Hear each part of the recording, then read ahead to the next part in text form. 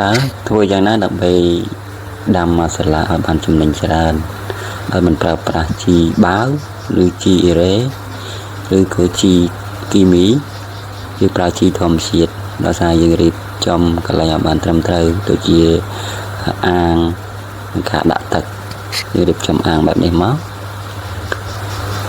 điệp trong anแบบnày hay dương tình luộc đã sộp tròn cho mấy chân này thì bây giờ ở cái cho cầu bó dương trong này lùi tràn nó dương trong này lùi tích hai tắc dương ra ta pi tắc tới 7 tắc mà này tắc non an muốn đã pui sola chấu cứ dương từ điệp trong á điệp trong tắc họ sử dụng bô xanh hai dương đã chi dương từ cái tắc ở này chung với đâm và lại ấy thêm từ tam trong nông cho nó chật bộ cả đam sola cứ dương từ pra tự rẽ cầm pra tự chữ về pra tự chữ pi tắc tới 7 tắc bàn hai bây giờ về nghề rồi về chợ đòi chi cái này dương pra tự chữ rồi về chợ đòi chi về là dương đã tật cho là nó ăn hay mà thà tật ăn đốn rồi tật bạc cái dương từ và thêm xa thiệp trên đã cho một tật đã bấy áp tục địa về bậc ngày thổ thiệp xong rồi bao dương miền đôi chia năm probiotic 5 probiotic នេះគឺជាប្រភេទថ្នាំដែលសម្រាញ់ចេញពីធម្មជាតិវាជួយបណ្ដុះប្លង់តុងនៅក្នុងទឹកវាជួយសម្លាប់មេរោគជួយបំបត្តិក្លិនស្អុយនៅក្នុងទឹក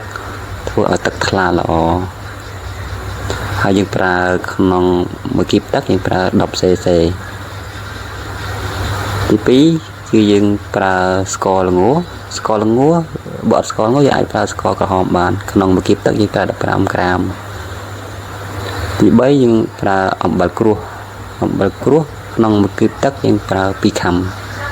អំបិលក្រួសវាជាប់ឡើងទៅអំបិលក្រួសមិនមែនអំបិលម៉ត់ទី3គឺជីលីមួកគូ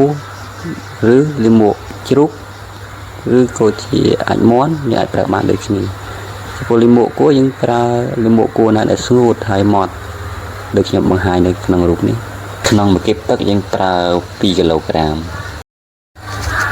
យើងមើលយើងលាយធុធាតុផ្សំចូលគ្នាមាន probiotic យើងលាយក្នុងមួយគីបទឹកយើងប្រើ 10cc ក្នុងមួយគីបទឹកគឺយើងប្រើ 10cc ដើម្បីឲ្យឃើញចំនួនគីបទឹកគឺយើងយកបណ្ដោយគុណនឹងទឹកគុណនឹងកម្ពស់ទឹកយកបរិវេណអាងគុណនឹងទទឹងអាងគុណនឹងកម្ពស់ទឹកដែលយើងដាក់ចូល2ទឹកឬក៏3ទឹកយើងគុណមកឃើញចំនួនគីបអញ្ចឹងយើងលាយតាមនឹងទៅអញ្ចឹងក្នុងមួយគីបទឹកគឺយើងប្រើ probiotic គឺ10cc បើមួយការុបនេះស្មើនឹង 10cc ហើយបន្ទាប់ទៀតគឺយើងត្រូវប្រើស្ករល្ងគឺត្រូវប្រើស្ករល្ងបើស្ករល្ងយើងអាចប្រើស្ករក្រហមក៏បានក្នុងមួយគីបទឹកយើងប្រើស្ករល្ងឬក៏ស្ករក្រហម15ក្រាមទៅ30ក្រាមប្រភេទច្រើនគេនិយាយប្រើ30ក្រាមបើថាយើងដាំសូឡាយើងប្រើ30ក្រាមរីឯអំបិលក្រួសគឺក្នុងមួយគីបទឹកយើងប្រើ2ខាំក្នុងមួយគីបទឹកយើងប្រើ2ខាំហើយសូមបញ្ជាក់ក្នុង100ក្រាមស្មើនឹង1ខាំ100ក្រាមគឺស្មើនឹង1ខាំ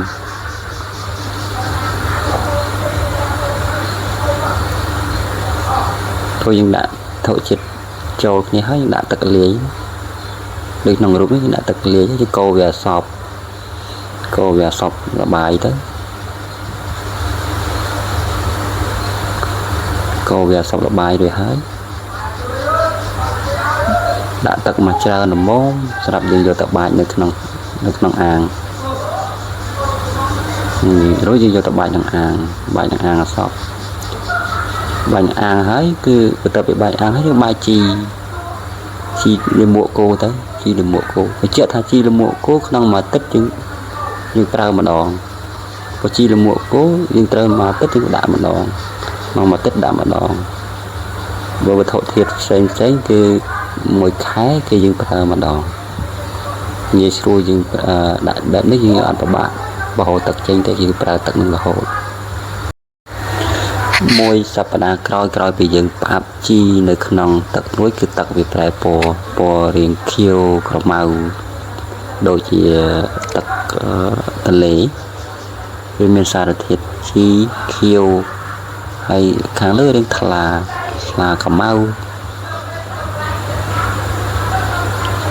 ជាងថ្លាក្រមៅមើលឃើញរាងបៃតងតិចរាងក្រមៅតិចហើយអាសារ៉ាយនោះគឺជាប្លង់តង់ដែលវាដុះដែលកើតចេញពីប្រូប៊ីយោទិក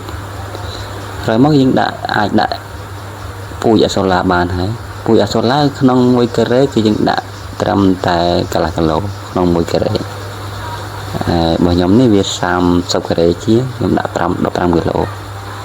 គឺយកទៅបាចទៅតែយើងផ្អាប់ជីបានមួយអាទិត្យហើយយើងអាចដាក់ពូជបានក្រោយពីយើងបាចពូជអាសូឡាចូលទៅគឺរយៈពេល10ថ្ងៃក្រោយយើងអាចប្រមូលផលបានក្នុងទំហំប្រព័ន្ធនេះយើងប្រមូលផលបើយើងប្រមូលផលក្នុងមួយថ្ងៃវាអាចជិត1ធុងប៊ីស្ត្រូដែរសម្រាប់ធ្វើជាចំណីសត្វចំណីមាន់ចំណីទាចំណីជ្រូកចំណីខ្យងក្រោយរយៈពេល10ថ្ងៃគឺយើងប្រមូលផលបានក្រោយយើងប្រមូលផលរួចហើយគឺយើងត្រូវថែមជីទៀតគឺថែមជីពីមួកគោចូលទៅក្នុងនឹង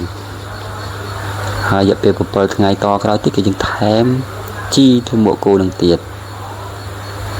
អញ្ចឹងជីទៅមួកគោយើងថែមរហូតរយៈពេល7ថ្ងៃថែមម្ដងរយៈពេល7ថ្ងៃថែមម្ដងពេលដែលយើងដាក់ពូជរួចហើយ7ថ្ងៃក្រោយគឺវាដុះពេញណែនបែបនេះហើយខ្ញុំនិយាយថាវា10ថ្ងៃយើងអាចប្រមូលផលបានតែបើខ្ញុំរយៈពេល7ថ្ងៃគឺអាចប្រមូលផលបានដែរក្នុងមួយថ្ងៃខ្ញុំអាចប្រមូលផលបាន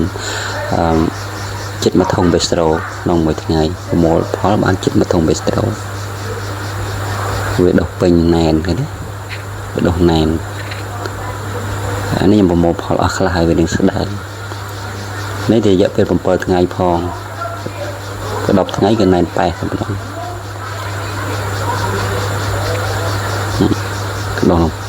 ដុះពេញណែន